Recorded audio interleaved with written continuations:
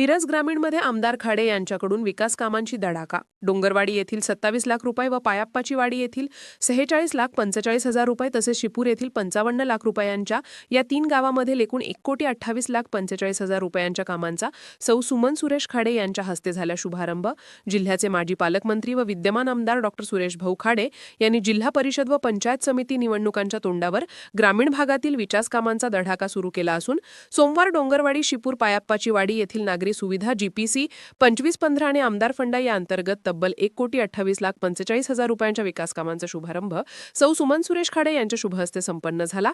याच डोंगरवाडी, शिपूर, पायाप्पाची वाडी गावातील नागरिकांच्या मागणीप्रमाणे व या नागरिकांना सदरची कामे करून देण्याचे वचन दिल्याप्रमाणे आमदार खाडे यांनी वचनपूर्तता केली असून ग्रामीण भागातील जनतेत समाधानाचे वातावरण आहे.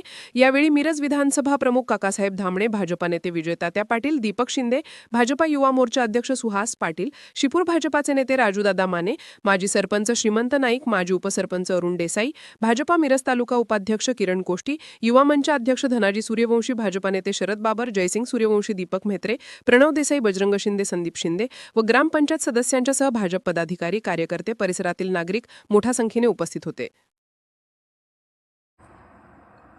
अर्धराज्य न्यूज चॅनलला लाईक करा, शेअर करा आणि सबस्क्राईब करा.